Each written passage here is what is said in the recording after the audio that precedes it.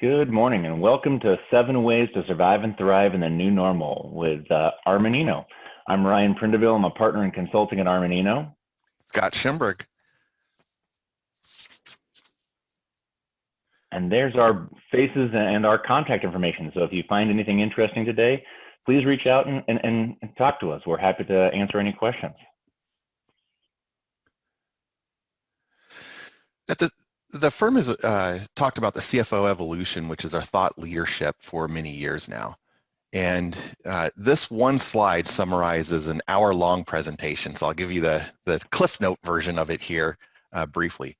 But what it really is talking about is starting in the lower left-hand corner of this slide and moving into the upper portion of it in the middle.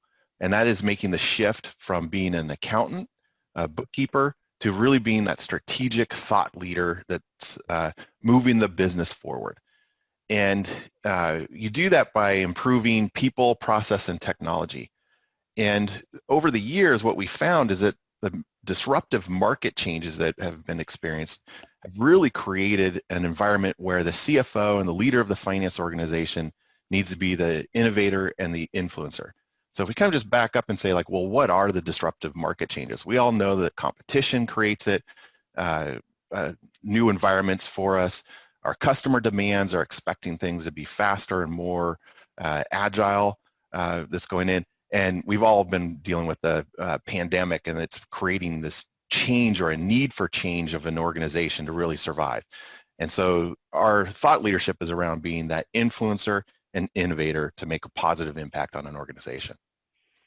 And that pace of change, that's really the key thing that we're talking about here, is how do we enable you to deal with the pace of change around us? The pace of change had already been increasing exponentially over the last 5 to 10 years, and growing mainly because of technology, because of the customer demands, because Jeff Bezos has told us that everything is available at the push of a button. However, like Scott said, with the pandemic coming in this year, we're seeing the pace of change increase at a standard and at a rate that many of our clients have had a tricky time dealing with, frankly, right? And so some of the things that we're going to be talking about today are going to be 7 of the ways that you can survive some of this change and hopefully excel and thrive through it. So what are those? What are those 7 reasons, 7 ways? They are taking this as an opportunity in time, monetizing your data. You can see the rest there, and we're going to walk through those 7 ways, right down to standardizing and simplifying. So taking the opportunity in time, there's really never a time to sit back on your heels and wait or be patient. Lean in and really start to drive the process of an organization to have that continual improvement that's going in. Make sure that you're taking advantage of the automation capabilities that you have today. Intacct will actually help with quite a bit of it, and we'll talk a little bit about that later on around record to report, cash automation, both getting checks in the door and as well as getting checks out the door in an automated way that you don't need to be in an office. Next slide. So one of the clients that we've worked with recently is a large museum and performing arts center in a major urban metro, and they haven't had anybody walking in the museum or into any of their events in months now. What they did though is leverage the time to work with some specific donors and to provide us as a time to rework their back office and to invest in assessing how could they be a better organization coming out of this. What services could they provide going forward? How can they enable their teams, both back office and front of the house, do a better job at serving their constituency? And what's coming out of it is not just a 3-year plan, but also a technology roadmap, an operations roadmap, and a people plan to allow them to better leverage all their prior investments, but create a better, more sustainable future for the organization. It's really a pretty cool outcome, given the fact that they had to reposition their whole framework over the last 6 months. Yeah, another example of this is gyms, and that's another segment of the U.S. business that has been significantly impacted by not being able to be utilized today. And what we're seeing them do is lean in on the investment of automating their entire stack, particularly when it comes into the multi-location gyms. And they're not only upgrading their system, if you will, into a cloud-based technology, but they're also taking the time to integrate in their membership systems, their restaurant systems, if those are applicable to them, and they're really tying it in to make it so that it is extremely automated and easy to use on the back end once this is all over and they're back to normal concept, whatever that looks like in the future. Go ahead, next slide. The second way that our clients and constituents that we work with are dealing with all the craziness in the world today is using this time to reinvest or reinvent. Now, what can that mean? Could mean that some organizations are implementing new business models, they're changing or adjusting their existing business model, or maybe they're using new tools and technology to stabilize and grow the business as well. And one of the examples that we've talked about, and you can jump into the next section here, next slide, is places like aquariums. And kind of like the museums above, one of our clients is a large nationally renowned aquarium business. And just prior to COVID, they had the benefit of thinking through and saying, hey, we are going to do a lot of transformation. And we're going to reinvest in back office systems, and we're going to reinvest in automating and enabling our teams. The good news is those teams are fully enabled through this change to work remotely because they implemented SaaS systems, because they had eliminated all of the on-premise systems, and now their teams are enabled to work remotely. Now, there are no guests coming into the facility, but what they're leveraging the time to do is, one, is provide a virtual experience for those guests, online enabled, and keep a contact so they can keep increasing their donor base and so forth, but also leverage going forward, implement a touchless experience with more moving experiences, online and virtual and so forth as well. Really a pretty cool story. In the restaurants, we've also seen some big shifts in that industry segment as well. Everything from dining out, when we say dining out, it's really outside versus inside. And then there's also the dining from home, and what we're seeing is restaurants figuring out how to rebundle their products that would be for dine out or take home eating, and being able to pull it together so that they have a different offering that is helping them weather the storm. The other thing we're seeing is some pretty intelligent QR codes for restaurant menus. So even if you do go to outdoor dining, you do not need a menu anymore. You can actually take a QR code and scan it on your phone, and the menu will come up on your phone, so you can have your own personalized menu on your phone, and it really becomes a much more touchless environment around that. But we're also seeing them take the time to invest in their businesses, particularly as it gets into the chains, and really evaluate their KPIs and the information that they're coming in. What is the new KPIs for take home delivery, more remote dining components? And really, are they getting the square footage leverages that they would need to in a typical environment? That metric may be going a little away. We're seeing restaurants figure out how to have a smaller footprint and really change their model for them, and have more of a pick up and go or order and go type of an environment, but still maintain their presence in the localities. Next slide. I even saw local restaurants in our neighborhood, some of my wife's and my favorite restaurants, turn into grocery stores and offer virtual grocery shopping through their scenarios. So that's definitely a reinvention of their business model. Exactly. All right, so you want to, the other one is to monetize your data. And so what does that really mean of monetizing data? And we think of it in two distinct ways. One is to capture data that allows the organization to make good decisions. And the other is to capture data that allows a drive more customer activity. And that could be either keeping customers engaged more and or identifying ways to communicate to them in a way that keeps them coming back as repeat customers over and over again. So it's really taking the time to capture the data, be able to build it so that you can use it, and be able to turn that into a way that will help you either make those good decisions and or drive more customer interaction.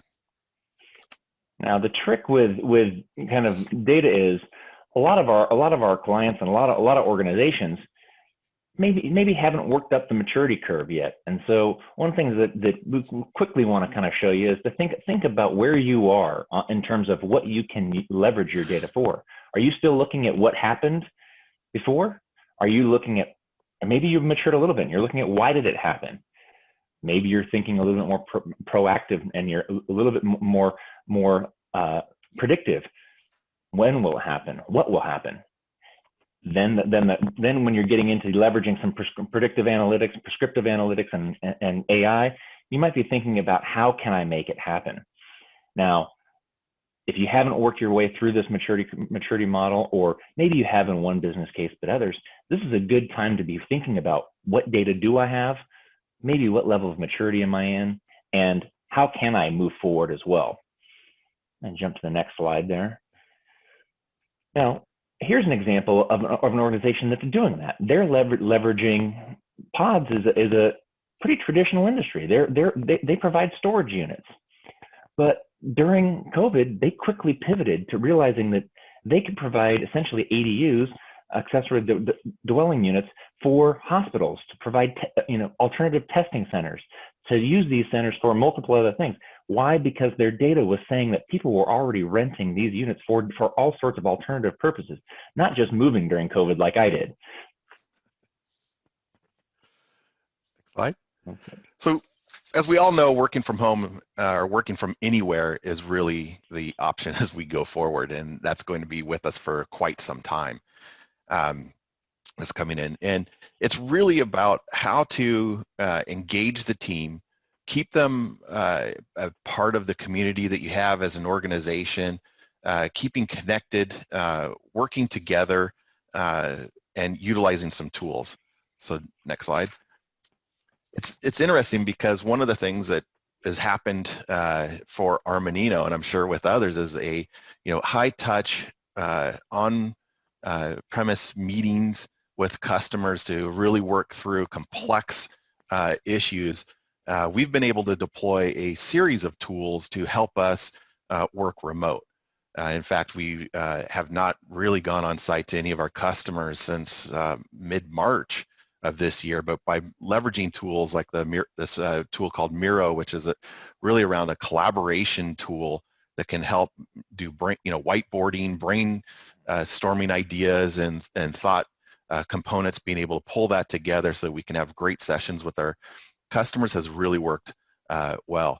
The other is just being able to really work in a remote area, and that is having good HR policies in place, good tools in place to keep people connected, leveraging the team meetings, the Zoom meetings, all the different technologies that are out there to keep people connected from that.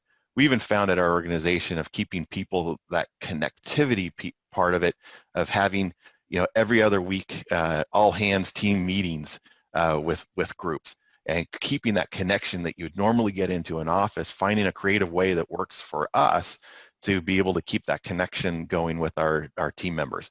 And we have a every other Thursday happy hour, and that works out really well, bringing people together. We share ideas, share drinks, share things that we would only learn if we were working together in an office, that water cooler talk aspect of it, and it's been working out quite well.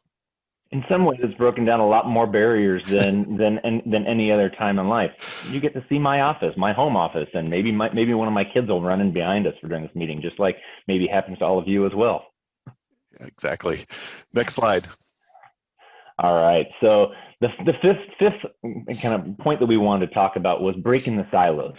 Every organization, no matter how big or small, has some history of some sort of siloed behavior. And so this is a real opportunity to break down those barriers and find ways to open up your culture. Standardize and simplify. Evaluate those back office processes. What's going on? You know, how do we make all data accessible to those who need it? Maybe not hide it behind you know one firewall or one team, one group. And then how do you enable all of the roles in the organization, maybe who aren't used to collaborating, just like Scott talked about in the CFO evolution at the beginning, to collaborate across roles. So how do you get that finance and accounting data available to sales and marketing and operations? How do you get that early lead and operational data out to finance to be changing and doing frequent reforecasting in a better way? Next. In this example of a company that's working in the real estate technology provider, providing information that helps in the decision-making process of real estate transactions, they're updating their technology. They're taking 5 independently run businesses in their organization and consolidating them into one organization. Their finance and IT infrastructure will become one service organization within that business. And so they're really breaking down the silos. If you think about that group of silo breaking, they're making it happen really, really well.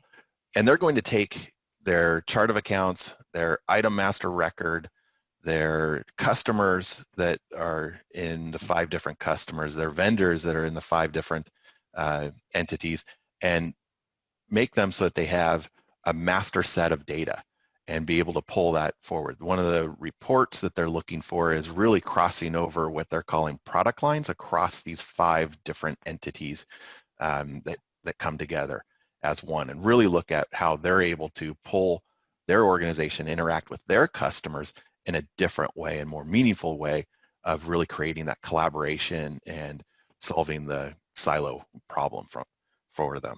So that project is really interesting. All right, next slide.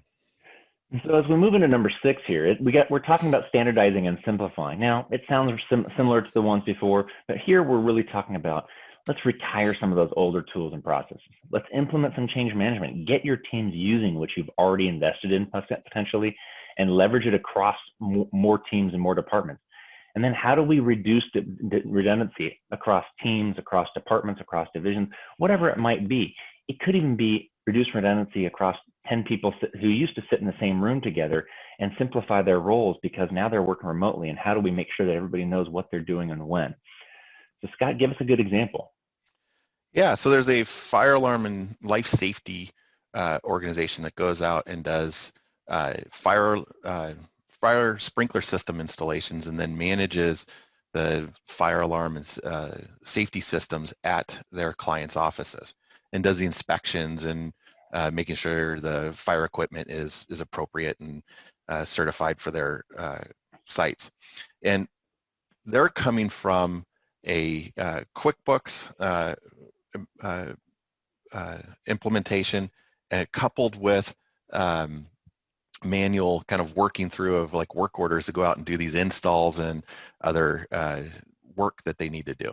And they're moving to the Salesforce Sales Cloud and integrating that into their Intacct system. And so their objective is to really have one set of truth of being able to have data around their projects, about the amounts that they need to bill for their projects, how much their customers owe.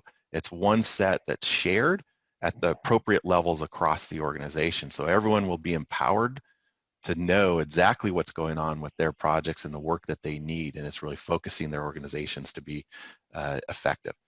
And it's also setting a foundation for them to be able to grow through acquisitions as they go forward.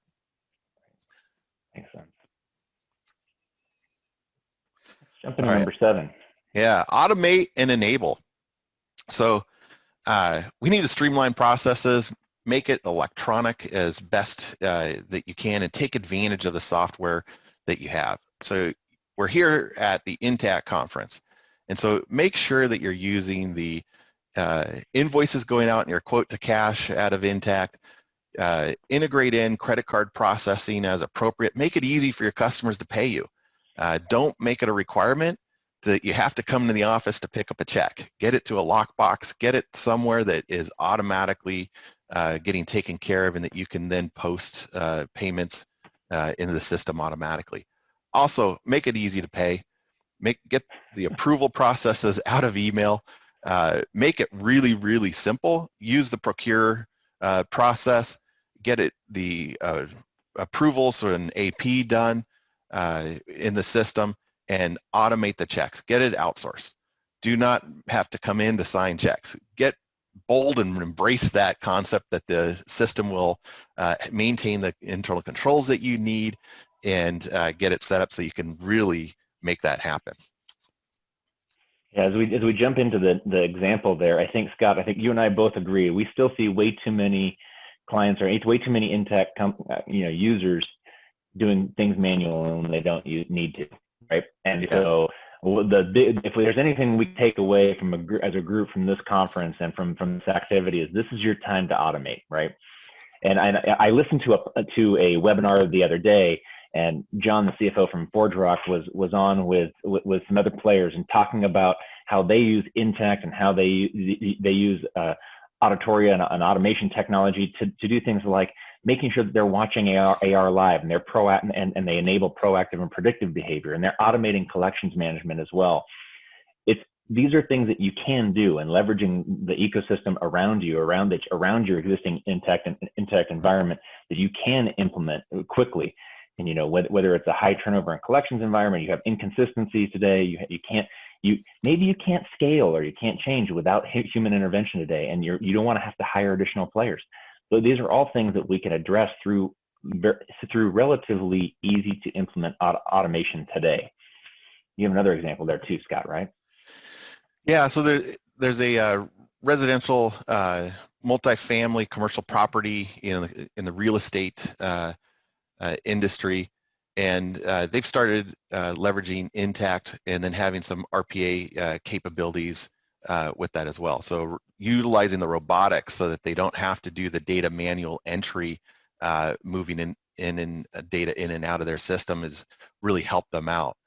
And they're automating their AP and reconciliations processes with the appropriate tools for them to really help them save time and energy. Focus them on what needs to be evaluated and looked at, not on the things that are already taken care of and being done. And maybe most importantly, they're not going to have to hire additional staff next year as they're growing. They've used this time to level set themselves, right, and get themselves prepared for the growth they expect next year, which is cool. Yeah. All right, next slide. All right, so as a bit of a recap from this. So the 7 ways to take advantage of right now in this environment is opportunity and time. Take advantage of the time that you have now. Monetize your data. Break the silos. Automate and enable. Reinvent and reinvest in your organization. Work from anywhere. And standardize and simplify your organizations. This is your opportunity to be a thought leader. And just like our CFO Evolution white paper says, and we're happy to send that out to anybody who requests, reach out to the CFO Evolution white paper, be the thought leader. Your chance to take those 7 areas to heart and act on them. If you want help on learning how to act on them or more specifics, please feel free to reach out. And you get a chance to define how you will apply this thought leadership to your own organization. In all of our years of experience, we've never seen it applied twice in exactly the same way. Every organization has some slight differences in what's going on. You get to choose the shade of gray for you, right? There's no black and white. So you get to look at those examples, figure out how to apply them in your organization, and we're there to help if you need them. Thank you for your time. We appreciate it.